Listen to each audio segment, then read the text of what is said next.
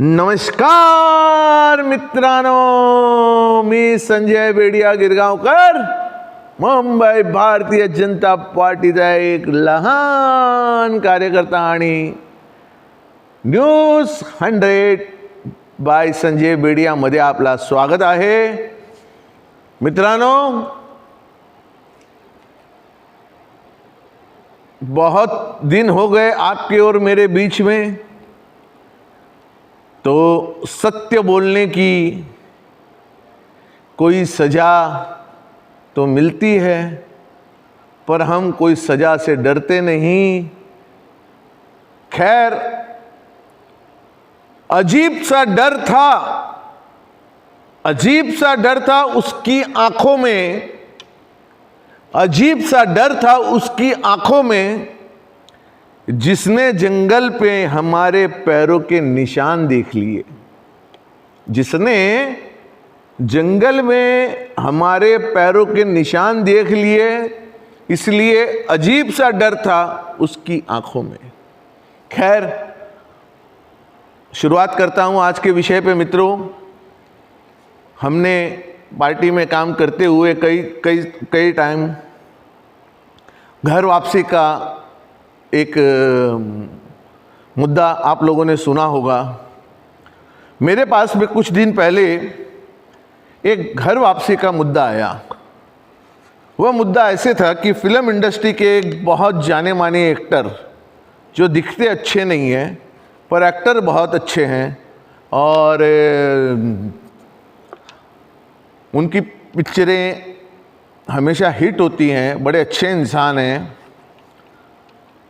उन्होंने किसी हिंदू लड़की से शादी की थी और वह हिंदू लड़की और ये जो एक्टर हैं, उनके एक बच्चे हो गए और उसके बाद में इनमें तनातनी हो गई। अंडरस्टैंडिंग नहीं थी दोनों के अंदर।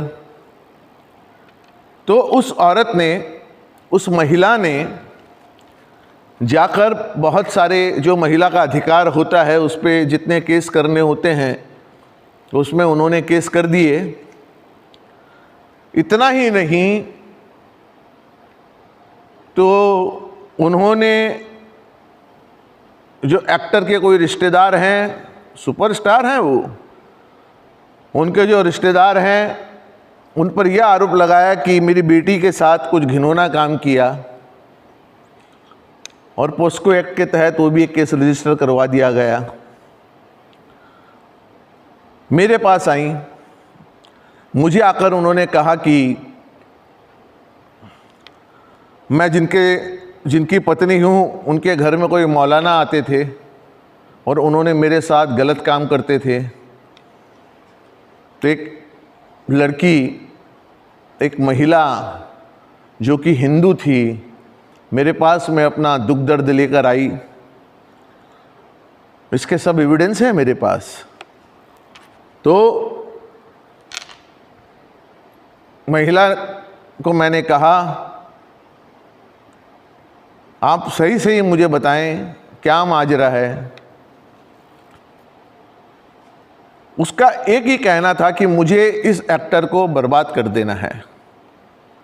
तो मैंने कहा, मैं इसमें तो आपका साथ नहीं दे सकता, इस एक्टर को बर्बाद करने में।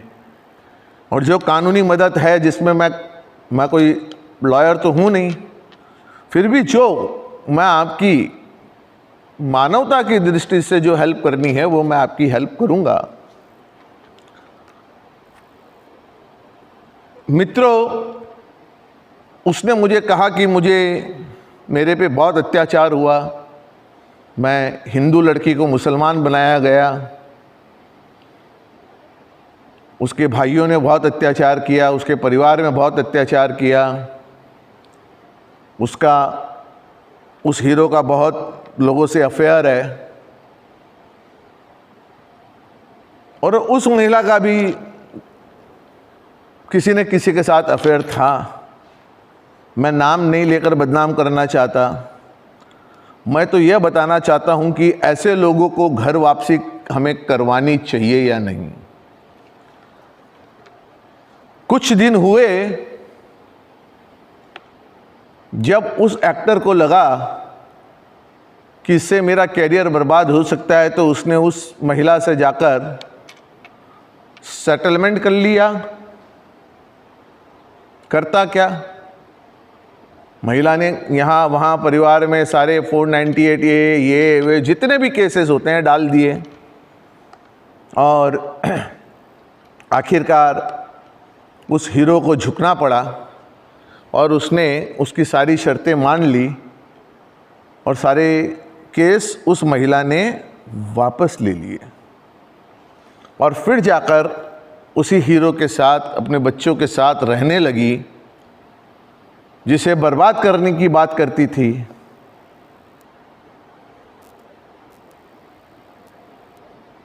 तो मुझे बड़ा दुख होता है दोस्तों,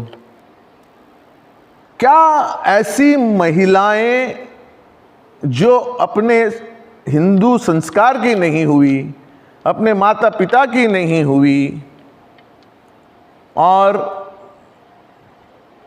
जिसके साथ उसको जिंदगी बसर करनी थी, उस पे आरोप प्रत्यारोप लगाए गए, सिर्फ एक ही इंटेंशन था, मनी, और उसे बर्बाद करना। बर्बाद करेंगे तो मनी मिलेगी, और जब उन्हें मनी मिल गई तो उन्होंने जाकर सेटलमेंट कर लिया। तो क्या ऐसी महिलाओं को हमें साथ देना चाहिए, हिंदू समाज में फिर लाना चाहिए? मित्रों, ये किसी एक महिला की कहानी नहीं है, ऐसे बहुत से केस हैं